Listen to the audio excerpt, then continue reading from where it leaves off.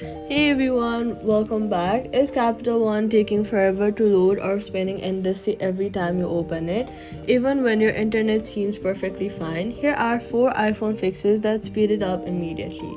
First, turn airplane mode on. Go to your settings and then tap airplane mode and then turn it on. Toggle it on and wait for about 15 seconds, then turn it back off.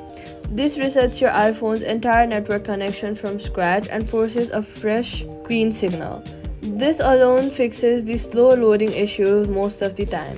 If it's still slow after that, go ahead and go to your settings app, then search for Capital One and make sure that background app refresh is turned on.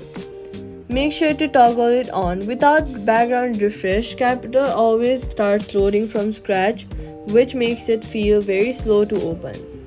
Also, in the setting itself, go to your setting general and then go to iPhone storage and check how full your storage is at the top. If the storage is nearly full, banking apps slow down dramatically. Free space by tapping offload app and any apps you haven't used recently. So all you gotta do is turn airplane mode on and off to reset the network, turn on background app refresh or Capital One for Capital One, free up iPhone storage,